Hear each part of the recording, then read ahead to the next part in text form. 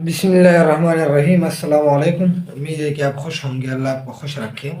मैं हूँ असद इकबाल एहसास और आप देख रहे हैं उर्दू ज़ान। जैसे कि आपके इल्म में है कि पिछले लेक्चर में हमने मिर्ज़ा फ़रहतुल्लाह बेग का तारुफ पढ़ा था। आज हम उनका लिखा हुआ शख्सी खाका, जिनका नाम ग़ुलाम है, जो जुमात नाहम की उर्दू किताब में मौजूद है, उसका कुछ हिस्सा पढ़ने की कोशिश करते हैं। तो आ जाते हैं। ये मिर्ज़ा फ़रहतुल्लाह बेग का लिखा हुआ शख्सी खाका है। खुदा बेहतर जानता है कि मुझको किस गरज की तकमील और किस ख्याल को पेश नज़र रख कर पैदा किया गया है।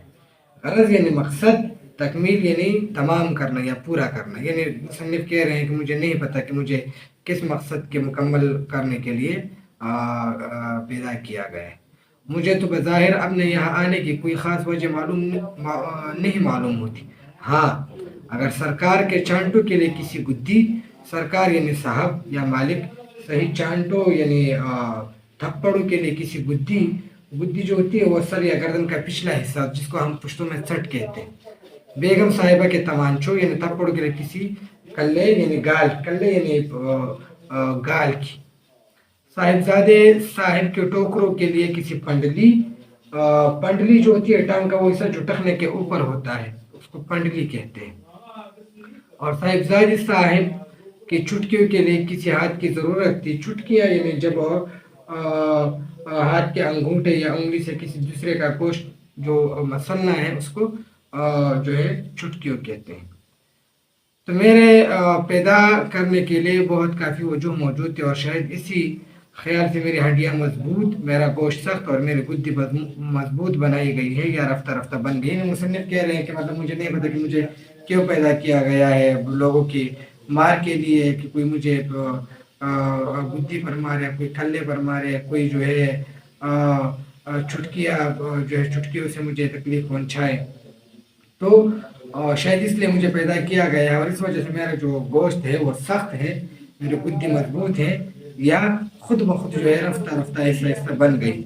मैं कहाँ पैदा हुआ और कब पैदा हुआ, इसका दाखिला कज़ा व क़दर के दफ्तर में शायद मिल सके। कज़ा व क़दर के दफ्तर में यानी तकदीर के दफ्तर। दुनिया में इन वाक़यात का पता चलना नामुमकिन है। मेरे माँ बाप कौन थे, इसका हाल भी किसी को मालूम नहीं है। और क्यों कर मालूम हो सकता है जब बावजूद उनका बेटा होने के मुझे खुद मालूम नहीं, तो भला दूसरों को क्या मालूम होगा।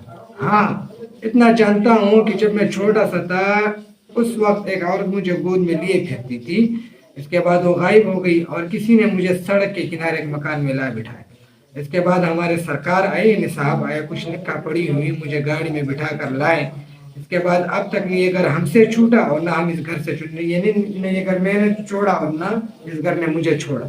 घर में आते ही मारो मार यानी जल्दी जल्दी मेरे लिए नए कपड़े सिले और नहला धोला कपड़े पहना, मुझे खासा उजला आदमी बना दिया। यानी जब मैं घर में आया तो जल्दी जल्दी मेरे लिए कपड़े बनाए गए, मुझे नहाया गया, मुझे साफ आदमी बनाया गया। आपको इसमें अपने पैदाइश के हवाले से बात की है कि मैं कहाँ पैदा हुआ और कब पैदा हुआ, जिसका मुझे पता नहीं, शायद तकदीर के दफ्तर में कुछ मालूमात मिल सकें।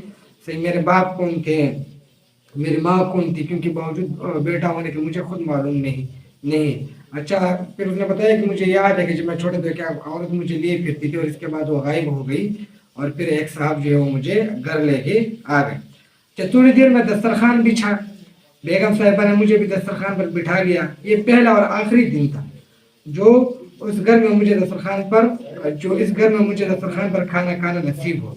खाने बड़े मजे के थे, बड़े बड़े मजनाक, में भूखा भी था। ऐसा बेताब होकर गिरा, यानी ऐसा बेचैन, ऐसा मुस्तरिब होकर गिरा कि जब पेट तन कर नकारा हो गया। पेट तन कर नकारा होने सख्त होकर तबल बनना या पेट बिल्कुल भरना ज़्यादा बेहतर है। जिसे हम पुश्तों में कहते हैं कि मैं तुम रो पड़ा चाहिए खेड़ मैडम आवाश। सही, उस वक्त कहीं जाकर खाने से हाथ उठाए, नहीं मैं खाने के लिए बैठ गया और मैंने बहुत ज़्यादा खाया। जिस पेड़ में कभी आधी रोटी न पहुंची थी, इसमें मलगोबा भर गया। मलगोबा यानी मिली जुली चीज़ें जो है उसमें भर गई, बदहजमी हुई, इलाज हुई, खुदा खुदा करके अच्छा हुआ। इसके बाद मैं खाने में एहतियात करता या न करता। हाँ, खाना देने में बेगम साहिबा बहुत एहतियात करती, यानी मैंने बहुत ज़्यादा खाया जिसकी वजह से मुझे बदहजमी हुई, पेट खराब हुआ, फिर इलाज हुई, फिर उसके बाद मैं ठीक हुआ। फिर मैं खाने में एहतियात करता या न करता, लेकिन बेगम साहिबा खाना देने में बहुत एहतियात करती। घटते घटते آدھی روٹی پر نوبت آ گئی، نہ کم ہوتے ہوتے آدھی روٹی پر حالت آ گئی، یعنی مجھے آدھی روٹی ملی۔ حکم تھا کہ میرے سامنے کا بھلا بڑھتے میدے کو آدھی روٹی کیا معلوم ہو، لیکن وہاں آدھی روٹی سے پون روٹی نہیں ہوئی، یعنی اس سے زیادہ نہیں ہوئی۔ پھر بھی میرے بڑھ پیٹے ہونے کی شکایت دی، پھر بھی مجھے میرے زیادہ کھانے کی شکایت، مجھے کھانا کم ملتا تھا، روٹی کم ملتی، لیکن پھر بھی میرے زیادہ کھانے کی شکایت۔ ان کی ایک لڑکی بس میرے ہی برابر تھی، یقین مانیے گا کہ ہر وقت اس کا منہ چلتا تھا، منہ چلنا یعنی بہت زیادہ کھانا۔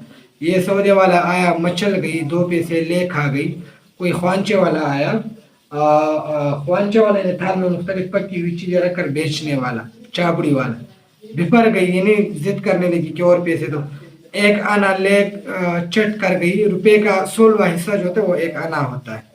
کھاچن آئی، کھاچن جو ہوتی ہے وہ سبزی بیچنے والی کو کہتے ہیں، 2-4 پیسے کے کچالو ہضم کیے، کھانے پر بیٹھی تو سب کے بعد اٹھی، جب دیکھو پیٹ تنا ہوا ہے یعنی بھرا ہوا ہے، دست آ رہے ہیں مگر بیگم صاحبہ ہیں کہ کہے جاتی ہیں اے ہے نہ یہ بچی کچھ کھاتی ہیں نہ پیتی ہیں، آخر کیسے جیے گی، ذرا کھانے بیٹھی۔ اور اس موئے نے، یہ میری طرف اشارہ تھا، موئے یعنی خانہ خراب نے یا کم بخت نے گھورنا شروع کر دیا، گھورنا یعنی غصے سے دیکھنا، بار بار رکھاویاں دیتی ہوں، جب بھی تو موئے کا پیٹ نہیں بھرتا، یعنی وہ میری طرف دیکھتے اور کہتی تھی کہ اس کو تو میں بہت زیادہ کھلاتی ہوں لیکن اس کا پیٹ نہیں بھرتا، مرغے کا میدا ہے، ادھر کھایا اور ادھر ہضم، نظر وظر لگانا تو مجھے آتا نہیں، ہاں یہ ضرور ہے کہ گھورنا اکثر میرے لیے مفید ثابت ہوا۔ گھورنا یعنی برابر دیکھنا، مسلسل دیکھنا، ٹکٹکی باندھ کر دیکھنا، فائدہ مند ثابت ہوا۔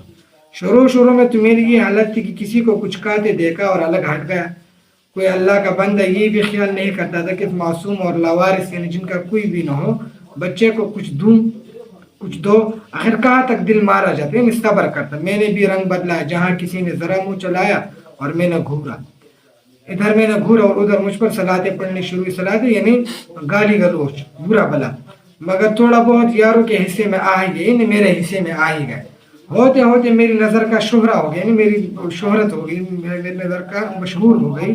ایک دفعہ میں نے بہت گھورا تھا مگر کسی نے مجھ کو کچھ نہیں دیا، خدا کا کرنا کیا ہوتا ہے کہ اس کا سارا کھایا جوں کا تو نکل گیا اور میری نظر لگنے کا کچھ اثر سمجھا گیا۔ ایک دفعہ میں نے کسی کو دیکھا اور اس نے جو کچھ کھایا تھا وہ ویسے کا ویسے نکل گیا، اور پھر جو ہے یہ میری سمجھا گیا کہ میری نظر لگ گئی۔